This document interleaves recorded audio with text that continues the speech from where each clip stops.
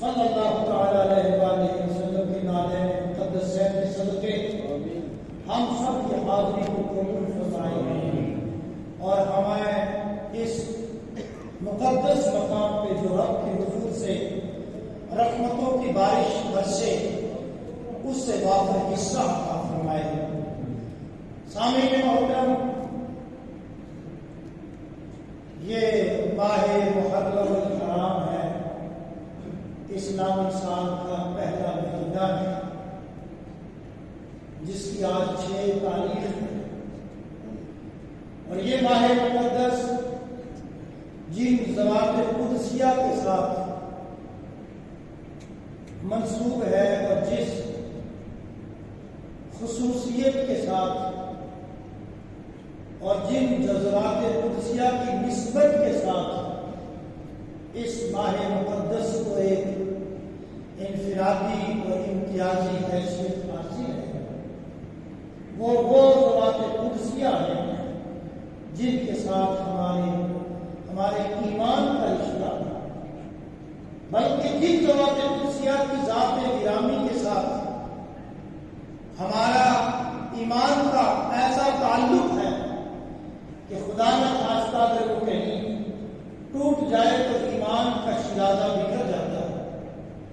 میرے آقا کریم صلی اللہ علیہ وآلہ وسلم نے ارشاد فرمایا، ایک شخص روزے کی حالت میں ہو، کعبہ اللہ کا طواف کر رہا ہو، اسی حالت میں اس کی موت واقع ہو جائے، مگر بدنصیبی یہ ہو کہ اس کے دل میں اہل بیت کرام کا بغض ہو، محبت نہ ہو بلکہ بغض ہو۔ حالت کیا ہے؟ روزہ رکھا ہے، جمعے کا دن ہے، کعبہ اللہ کا طواف کر رہا ہے، اسی دوران اگر اس پر موت واقع ہو جائے اور اس کے دل میں اہل بیت کرام کی محبت نہ ہو بلکہ ان کے تئیں اس کے دل میں بغض ہو، کینہ ہو، حسد ہو، میرے آقا کریم صلی اللہ علیہ وسلم نے فرمایا وہ کفر پر مرا اور وہ سیدھا جہنم میں داخل ہوا۔ کہ یہ ذوات قدسیہ ہیں جن کو اس ماہ مقدس سے ایک خصوصی نسبت حاصل ہے۔ رب کریم اپنے پیارے حبیب کریم رؤوف الرحیم صلی اللہ علیہ وآلہ وسلم سے ارشاد فرماتا ہے، میرے محبوب ذکرہم بایام اللہ، میرے بندوں کو، اپنے امتیوں کو، اپنے غلاموں کو اللہ کے دن یاد کراؤ۔ اب قرآن کا مزاج سمجھیں، آپ طرز بیان سمجھیں، آپ ذکرہم، میرے محبوب ان کو یاد کراؤ، ان کے سامنے ذکر کرو بایام اللہ، اللہ کے دنوں کا۔ اللہ کی تو للہ ما فی السماوات و ما فی الارض، جو کچھ آسمان میں ہے، زمین میں ہے، آسمان ہے، زمین ہے، پوری کائنات ہے، اس سب کا مالک وحدہ لا شریک ہے، تمام کائنات کا خالق و مالک، پیدا کرنے والا بھی، پالنے والا بھی وحدہ لا شریک ہے، مگر اس میں تخصیص کیوں ہے؟ ان دنوں کی تخصیص کیوں ہے کہ جو دن منسوب ہے ان ذوات قدسیہ سے، جن ذوات قدسیہ کو خصوصی تعلق ہے وحدہ لا شریک کی ذات سے۔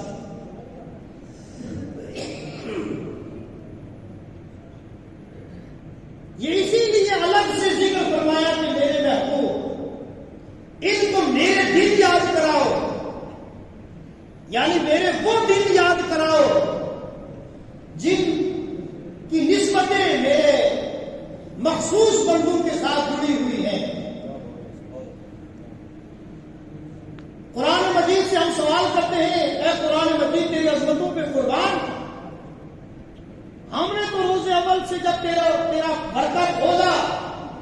لا ریب، تیری شان ہم نے پڑھی کہ ذالک الکتاب لا ریب، یہ ایسی کتاب ہے کہ جس کی عظمتیں اتنی بلند ہے کہ ہمارے سامنے رہن پر رکھا ہوا ہے، مگر ہم کہہ رہے ہیں وہ قرآن، یہ قرآن کہتے نہیں کہہ رہے وہ قرآن، یعنی قرآن کی بلندیوں تک اور قرآن کی رفعتوں تک ہماری سوچ بھی نہیں پہنچ سکتی۔ یہ وہ قرآن ہے جس کی تلاوت وحدہ لا شریک خود فرماتا ہے، یہ وہ قرآن پاک ہے جس کی تلاوت وحدہ لا شریک فرماتا ہے، اور سننے کے لیے اللہ کی نوری مخلوق فرشتے حاضر ہوتے ہیں۔ لا ریب، اس میں کسی قسم کے شک و شبے کی گنجائش نہیں ہے۔ تیری عظمتوں پہ قربان، یہ کیوں بتایا کہ اللہ کے بندوں پہ جو مخصوص ایام ہے ان کا ذکر لوگوں میں کرو؟ قرآن نے جواب دیا یہ اس لیے کہ عام بندے کا تعلق قرآن سے جڑ جائے اور قرآن کے ذریعے سے ان ذوات قدسیہ سے جڑ جائے جو ذوات قدسیہ وحدہ لا شریک کے دربار میں مقرر ہے، پسندیدہ ہے، محبوب ہے، تاکہ ان کے صدقے میں یہ کڑی سے کڑی، گڑی سے گڑی جڑتے جڑتے وحدہ لا شریک کی بارگاہ میں پہنچ جائیں۔ اور یہی مفہوم ہے اہدنا الصراط المستقیم صراط الذین انعمت علیہم، پروردگار ہمیں دے راہ مستقیم، راہ صراط، استقامت والا سیدھا راستہ عطا فرما، جو استقامت والا راستہ تیرے ان مقرب بندوں کا ہے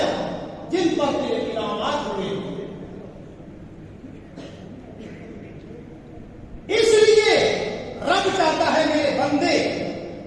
میرے محبوبوں سے، میرے مقربوں سے، میرے مقربین سے جڑے رہے، تاکہ ان کے دامن کے ساتھ وابستہ ہو کر یہ بھی میری بارگاہ میں جب آئیں تو شرمندگی سے نہ آئیں، بلکہ کامیابی اور کامرانی لے کر آئیں، اور یہاں سے بھی نصرت و فتح کی سند لے کر جائیں۔ اسی لیے وحدہ لا شریک نے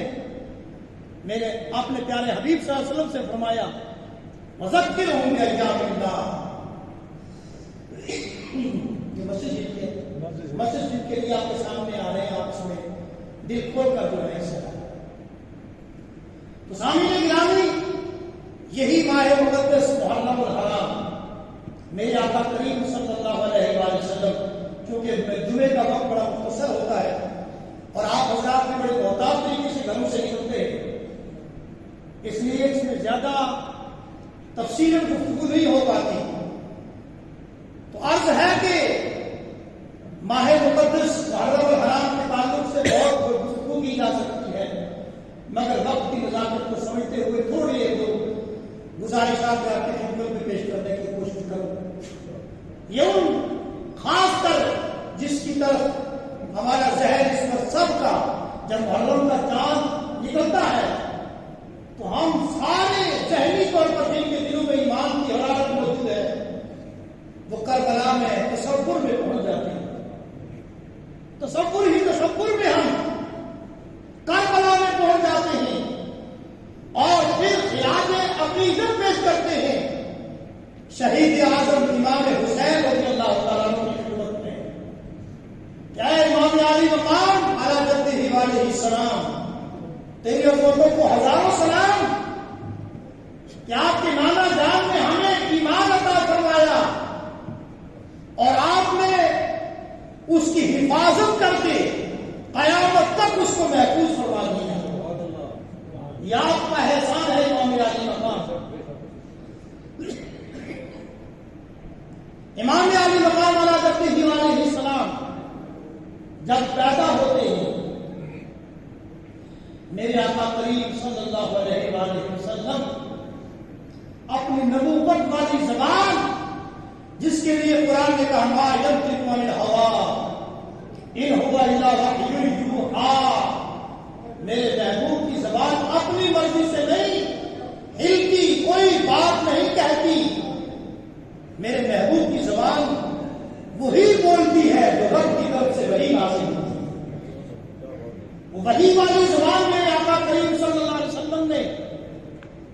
علی مقام والا جدہ علیہ السلام کی مقدس منہ میں دی اور اس امام علی مقام اس کو چوسنے لگے، اس کو چوسنے لگے۔ گو کہ میرے آقا کریم صلی اللہ علیہ وسلم نگاہ نبوت سے میدان کربلا کا منظر ملاحظہ فرما رہے ہیں، اور میرے آقا یہ بھی سمجھتے ہیں کہ یہ جو دنیا میں میرا بیٹا پانی پیے گا وہ پانی تو تھوڑی دیر کے بعد اس اثر اس کا ختم ہو جائے گا، مگر جو زبان نبوت سے پانی پلایا جا رہا ہے یہ کربلا اور کربلا کے بعد بھی اس کی تراوٹ جو ہے یہ باقی رہے گی۔ اور یہی وہ منظر تھا جب حضرت علی اکبر رضی اللہ تعالیٰ عنہ امام علی مقام کے 18 سالہ جوان بیٹے، جب ان کا وقت آخر آیا وہ اتنا زخمی ہو کر نڈھال ہو کر گھوڑے سے نیچے آ گئے، یا ابا کی صدا بلند فرمائی۔ ابا حضور سمجھ گئے کہ میرا بیٹا زخمی ہو گیا، دوڑ کر گئے، بیٹے کو گود میں لیا۔ ایک باپ سمجھ سکتا ہے کیا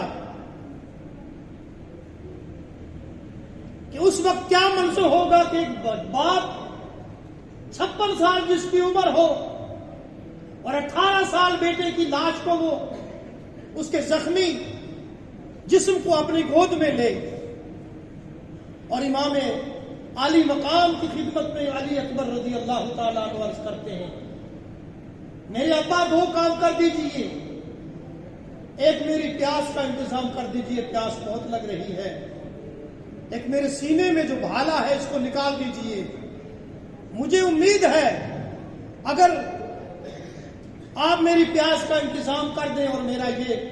مسئلہ حل ہو جائے تو میں اور کئی یزیدیوں کو واسطے جہنم کر سکتا ہوں۔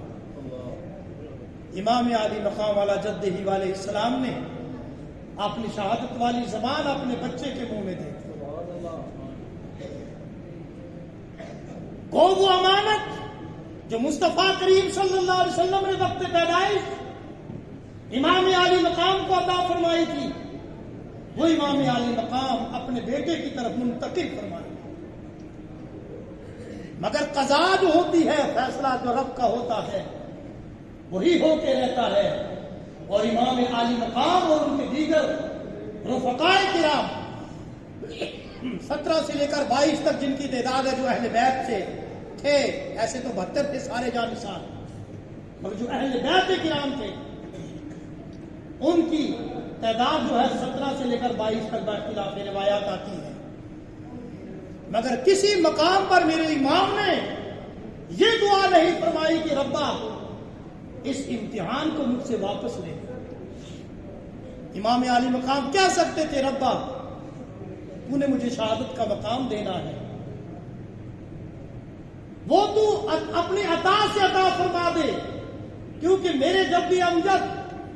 حضرت اسماعیل ذبیح اللہ کو تو نے ذبح ہونے سے بھی بچا لیا اور ذبیح اللہ ہونے کا درجہ بھی عطا فرما دیا۔ رب اس چیز پر قادر ہے، اسماعیل علیہ السلام کو ذبح ہونے سے بچا بھی لیا اور ذبیح اللہ ہونے کا درجہ بھی عطا فرما دیا۔ رب تو علی کل شیء قدیر ہے، تو مجھے شہید اعظم بھی کا درجہ بھی دے سکتا ہے اور اس امتحان سے بچا بھی سکتا ہے، مگر نہیں دعا فرمائی، دعا یہی فرمائی ربا تو مجھے استقامت عطا فرما۔ رب کریم میرے اور میرے جانثاروں کے، میرے اہل بیت کے کہیں پائے استقلال کا جنبش نہ آئے، رب کریم ہمیں استقلال عطا فرما۔ حضرت علی اکبر رضی اللہ تعالیٰ عنہ کے سینے مقدس سے جب نکالا گیا بھالا، خون کا فوارہ آسمان کی طرف گیا، آسمان کی طرف گیا امام، اور اسی کے ساتھ آپ کی جان بھی جو ہے قبض سری سے پرواز کر گئی، انا للہ و انا الیہ راجعون۔ مگر امام علی مقام روتے روتے آسمان کی طرف دیکھتے ہیں، کہتے ہیں ربا ایک علی اکبر کیا لاکھوں علی اکبر ہوں، اسلام کی عظمت بچانے کے لیے تیری بارگاہ میں پیش کرتا چلا جاؤں۔ مگر ربا جو میرے نانا نے طائف کے میدان میں زخمی ہو کر اپنے پیٹ مقدس پہ خندق کے مقام میں 1 نہیں 2 نہیں 3 پتھر باندھ کر اسلام کی شمع ہمیں عطا فرمائی ہے، ربا کوئی باد مخالف اس کے قریب نہ آئے، علی اکبر جیسے کہیں جواب تو عطا فرما دے تو تیری بارگاہ میں پیش کر دیں۔ تو اسی جذبہ کو ہر مسلمان کے ایماندار کے دل میں پیدا کرنے کے لیے رب کریم نے اپنے پیارے محبوب سے فرمایا ذکرہم بایام اللہ، میرے بندوں کو میرے دن یاد کراؤ۔ کربلا کا دن جب ہم یاد کرتے ہیں، ہمارا ایمان جو کہیں نہ کہیں اگر کمزور ہوتا ہے تو اس کو آب حیات کی تراوٹ اور ترائی ہوتی ہے، اس کو شگفتگی حاصل ہوتی ہے، اس کو تر و تازگی حاصل ہوتی ہے۔ یہی مقصد ہے امام عالی مقام علی جدہ علیہ السلام کا ذکر خیر کرنے کی۔ اس سلسلے میں بہت ساری مجالس محافل جو ہیں